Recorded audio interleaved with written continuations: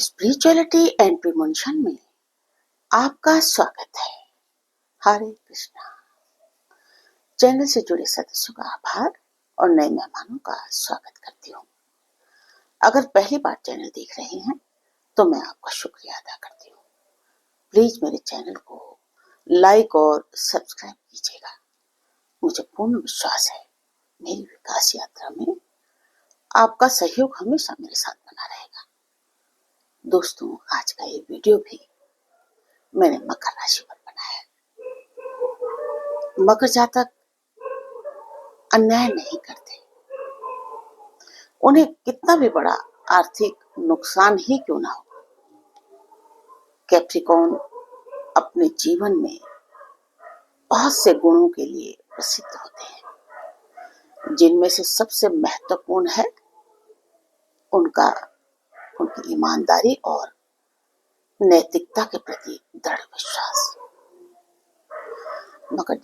मकर राशि के जातकों का स्वभाव और उनके आचरण को लेकर ये बात कही गई है कि वे किसी भी स्थिति में अन्याय नहीं करते, चाहे इसके परिणाम स्वरूप उन्हें व्यक्तिगत रूप से कितना भी नुकसान क्यों न उठाना पड़े। उनका आदर्श होता है कि किसी भी हाल में सच्चाई और न्याय से विचलित नहीं होंगे। दोस्तों, अब एक सच्ची घटना आपको बता दी। जैसा कि मैंने आपको पहले बताया था कि एशियन कंट्रीज में मैंने एक्सपोर्ट का काम शुरू किया था, लेकिन मेरे द्वारा एक्सपोर्ट शुरू करने के बाद धोखे से, ये सोच लीजिए मेरे भोलेपन के कारण, मेरे इस काम में दिल्ली के कुछ ठग बहुत बड़ी बड़ी बातें करके घुस गए। शुरुआती तौर पे मुझे लगा कि शायद ये कोई बड़ी इन्वेस्टमेंट करना चाहते हैं, लेकिन बाद में पता चला ये कंगाल और मक्कार मेरे कंधे पर बंदूक चलाकर अनैतिक तरीकों से धन कमाना चाहते थे। मेरी गैर हाजिरी में ये ठगों का ग्रुप ढाका में ईद के लिए गायों को भेजने का काम का ठेका ले लिया इन्होंने। जबकि सब जानते हैं कि एक सच्चा हिंदू, ये सारे हिंदू थे, एक सच्चा हिंदू अपनी माँ का सौदा कभी नहीं कर सकता। गाय हमारी माता है। इन्होंने सोचा मुझे पता नहीं चलेगा, मेरे साथ भी भगवान है। और मैं एक दिन अचानक अपने ढाका ऑफिस में पहुंची तो वहां एक व्यक्ति वो रुपयों से भरा बैग लेकर आया था, टका जिसको कहते हैं। और वो बड़े नेचुरल में मेरे पास आके बोला कि मैडम, ये रुपया आप इंडिया में दादा को दे दें। बस मैं जैसे उससे इंक्वायरी करती कौन दादा, तो इतने में मैंने देखा कि भाई मेरे स्टाफ ने उसको कहा कि आप गलत जगह आ गए हैं, आप बाहर जाइए। पर इतना मैंने पूछ ही लिया था कैसा रुपया है, तो वो बोला कि वो बांग्ला में बोला कि गोरू भेजने के लिए।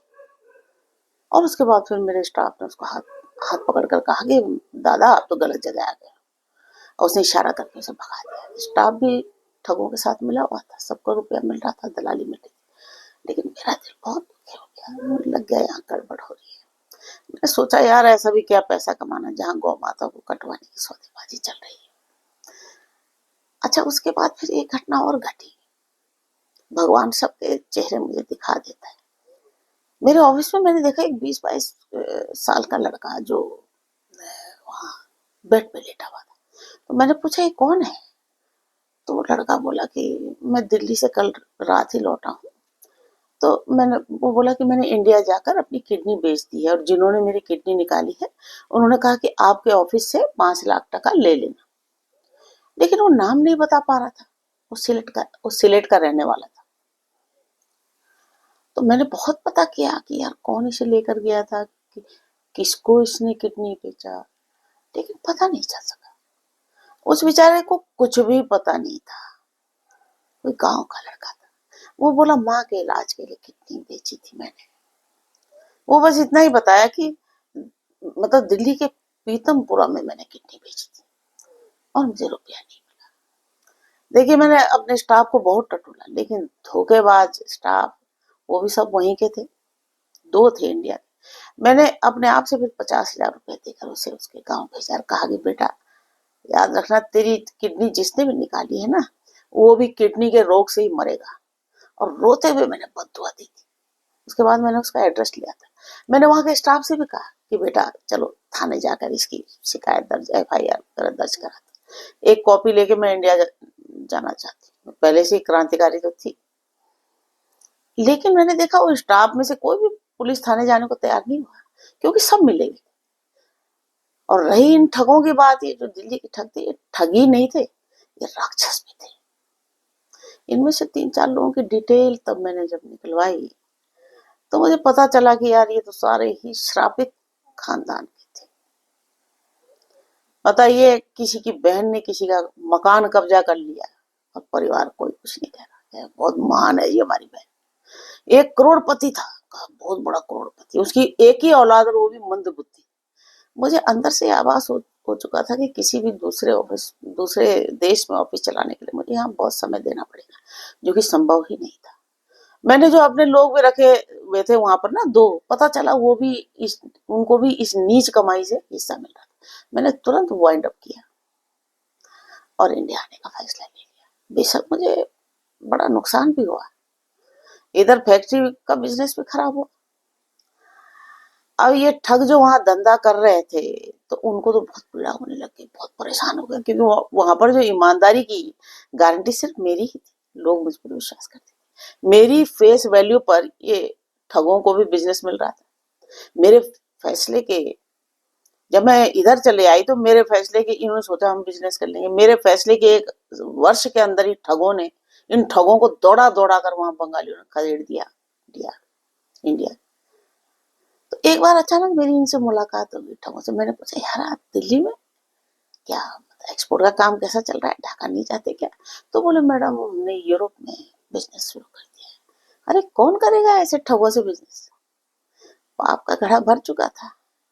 अब मुझे पता चला कि उनमें से कोई भी सुखी नहीं। गौ माता को काटने के लिए बेचकर और लोगों की किडनी निकाल कर रुपया खाने के जो परिणाम अब निकल रहे हैं उनके सामने, अब वो ठग सारे प्रायश्चित के आंसू रो रहे हैं।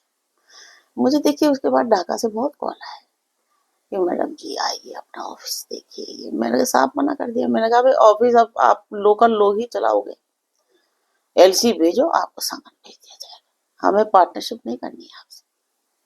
पता चला उस ऑफिस में कोई मर मरा गया तो मुसीबत में हम ही फंसे। उसके बाद मैंने फिर LC के थ्रू बिजनेस। मकर राशि के लोग प्राकृतिक रूप से स्थिर और व्यवहारिक होते हैं। ये जीवन को बड़ी गंभीरता से लेते हैं और अपने हर कदम को सोच समझ कर उठाते हैं। मगर जातकों का आंतरिक मूल्य उनके जीवन के निर्णयों को प्रभावित करता है। उनके लिए पैसा, सत्ता या किसी भी प्रकार का लाभ महत्वपूर्ण नहीं होता, जब तक वो सही तरीके से न कमाया गया हो। वे हमेशा अपने कार्यों में सत्य, ईमानदारी और न्याय का पालन करते हैं। इस बात को वो सब लोग जानते हैं जो इनके साथ रहे, उनकी आत्मा जानती है। भले ही इसके लिए इन्हें कठिनाइयां और नुकसान क्यों ना उठाना पड़े, मगर जब तक अपनी मेहनत और ईमानदारी से जीवन में सफलता प्राप्त करने में विश्वास रखते हैं, वो किसी भी परिस्थिति में अन्याय का सहारा नहीं लेते। चाहे कोई अवसर सामने हो या कोई भी परिस्थिति, मगर जब तक अपने सिद्धांतों से समझौता नहीं करते। उनका विश्वास होता है कि कुछ भी अच्छा और सही है वही अंततः सफल होता है। उनके लिए मेहनत का फल हमेशा ईमानदारी से मिलने वाला होता है, भले ही समय थोड़ा अधिक लगे। मकर जातक अपने सिद्धांतों पर अडिग रहते हैं, भले ही इसके लिए उन्हें नुकसान ही क्यों ना हो। ये लोग किसी भी प्रकार की धोखाधड़ी, बेईमानी या अनैतिक कार्यों में भाग नहीं लेते। यदि कोई उन्हें किसी गलत रास्ते पर चलने के लिए प्रेरित करता है तो वो इसका विरोध करते हैं और अपनी नैतिकता को बनाए रखते हैं। और जो लोग इनसे फिर छल करते हैं उनका बहुत बुरा हाल होता है। भले ही इससे उन्हें व्यक्तिगत या वित्तीय नुकसान उठाना पड़े, उनका मानना है कि जीवन में किसी भी प्रकार का अनैतिक कार्य करना सिर्फ तत्काल प्रभाव के लाभ तक सीमित होता है, लेकिन दीर्घकालिक दृष्टिकोण से ये आत्मसम्मान और शांति को छीन लेता है। मकर जातक अपने परिवार और रिश्तों में भी इसी नैतिकता का पालन करते हैं। वे कभी भी अपने परिवार या दोस्तों के प्रति अन्याय नहीं करते। चाहे कोई भी कठिनाई आए, वो अपने रिश्तों को सच्चाई और ईमानदारी के साथ निभाते हैं। उनका ये स्वभाव उन्हें एक विश्वसनीय और स्थिर व्यक्ति बनाता है, जो हमेशा अपने प्रियजनों के लिए खड़ा रहता है। यदि कभी उन्हें अपने परिवार के किसी सदस्य से गलत आचरण का सामना होता है, तो वो शांतिपूर्वक और विचारशील तरीके से स्थिति को संभालते हैं, लेकिन किसी भी हाल में अपने सिद्धांतों से समझौता नहीं करते।